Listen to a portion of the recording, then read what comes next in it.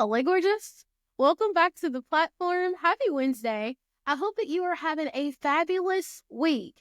I ain't even gonna hold y'all. Like, I seriously missed you this morning. And don't get me wrong, because we're having a great time over in the Self Love Academy. Those women are popping. But on Wednesdays, I do love bringing just a little bit of sunshine to your timeline, to your feeds, and giving you something to push you through the rest of the week. So as I've been navigating the challenge and teaching these women to reaffirm and recommit to self-love and self-care and building self-worth, I realized that there was a time frame in my life where I really dropped the ball in that area. And gratefully, it led me to major breakthroughs. But when I was in my early 20s, y'all, really my late 20s, early 30s, I was not doing the things that I'm encouraging women to do.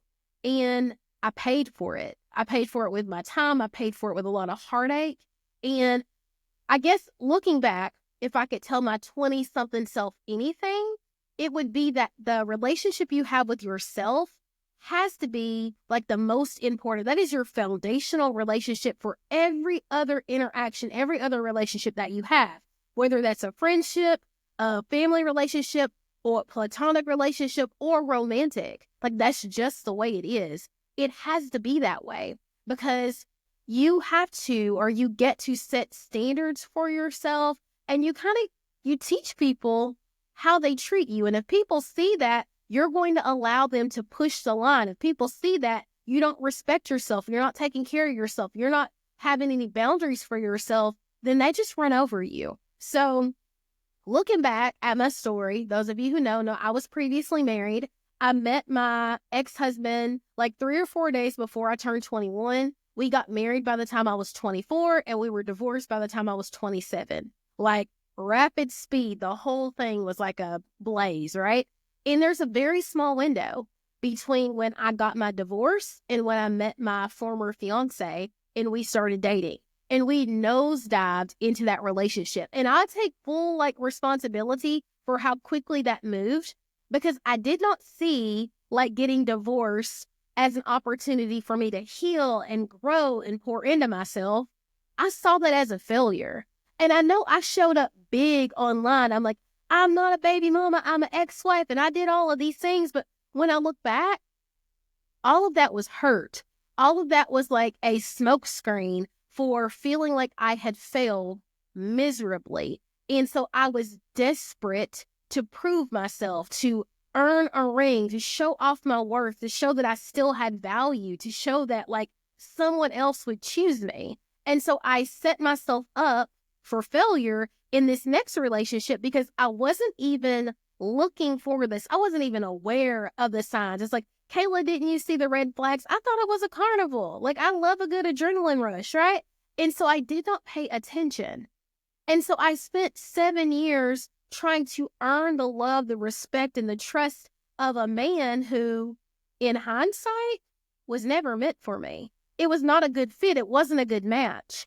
And had I known then what I know now, the importance of self-love and self-care and recognizing your worth and having the courage to get up when respect and empathy and compassion is not being served, I would have saved myself so much time. In hindsight, I would so much rather be alone and do a Galentine's Day or have my Friday nights on the couch with my popcorn and my dog than to be sitting around texting and begging and when am I going to see you and why isn't this moving faster and what's going on and what am I doing wrong and what's wrong with me? What was wrong with me is that I lacked the emotional intelligence to tap in and recognize that my persistence, my badgering, my lack of standards, girl, get up. It's almost embarrassing because it was this quest to be don't you think I'm good enough? Don't you think I'm pretty enough? Don't you think I'm skinny enough? Don't you think I'm fit enough? Don't you think I'm smart enough? And it's wait a minute, Kayla. No one needs to think that about you but you. It's kind of who are you trying to prove that to? When I left Orlando the other day, I got into an Uber and I did request a shared Uber because it was such a long drive. And as I hugged my coach, I said to her, I'm going to be okay. And when I closed the door to the Uber, I said, who were you trying to tell? That were you telling her you were going to be okay? Or were you reaffirming for yourself that you were going to be okay? And so, like, to my 20-something self, to my 20-something listeners, heck, even after that, when you're doing all these things, when you're going through the motions, when you're like sending out the texts and you're buying all the things and you're cooking these big, huge meals and you're allowing this person to text you at 11 p.m. or to come over at 3 a.m. or last minute dates or all of the things and all of the ways that you do all this gymnastics and bending over backwards to make sure that they're happy. Who are you trying to prove this to? Because the only person who needs to know that you're valuable, that you're wonderful, that you're loved, that you've got this, that you are a bad, is you. You're the only person that needs to know. And I promise you guys, like I say frequently that my current relationship is the healthiest relationship that I've ever been in. It's because I am the healthiest that I have ever been because I did the work. When we broke up, me and my ex-fiance, I took the time to learn who Kayla was. I stood in the mirror. I looked at my eyes. I looked at my hair. I looked at my clothes. I was like, am I showing up like the kind of person who attracts or holds the kind of relationship that I want to have? Like, am I doing the work? Am I popping off and really emotional? Or am I responding to everything in highs and lows? Like, am I caring about Kayla? Or am I saying, I don't accept phone calls after 10:30.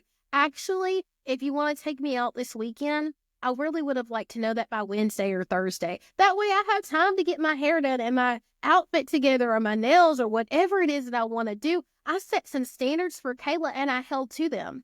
And I stopped worrying about whether or not people were going to be concerned or snickering or laughing because I was showing up to events by myself.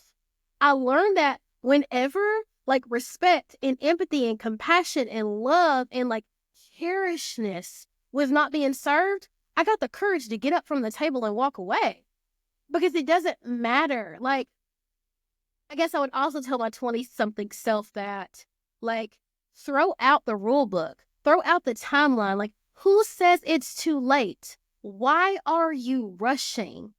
And so when people ask me that now, like, Kayla, when are you getting married? Like, when are y'all going to have, it's like, wait a minute. We're not rushing. Like, as far as we are in life, as many as experiences as we've had, as I've had, I'm in no rush to please you or your timeline or the way you want things to look. I'm the main character in this story. You are the main character in your story. So you get to decide when your happily ever after starts. You get to decide to start walking in it right now as if it's already happened for you, trusting that it's on the way. And so, like, I know I did not mean to get all amped up. I just feel like, if nothing else, know that you are enough. I want you to start seeing yourself, loving yourself, pouring into yourself, monitoring your self-talk, like all of the things to make sure that you recognize that life starts and ends with you. So you get to love you no matter what. And I'm glad that I came to that breakthrough, and I'm glad I had that period so that it's this journey. I'm a guide in this. That's all I am. I'm a coach. I'm a mentor.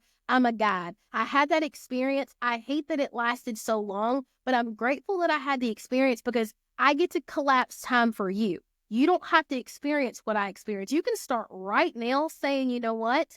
I know my worth. I know this isn't working, or this is what I need for us to be, like, for this to continue. You get to decide that right now. All right? Okay. So I'm going to invite you. We have one more day left inside of the Self-Love Academy. I would love for you to come. The replays, the affirmations, the challenges are still all posted. So a queen is never late. A main character is never late. So if you're interested, I'm going to drop the link below. I would love the opportunity to pour into you and start you on your journey of recommitting to falling in love with the girl in the mirror.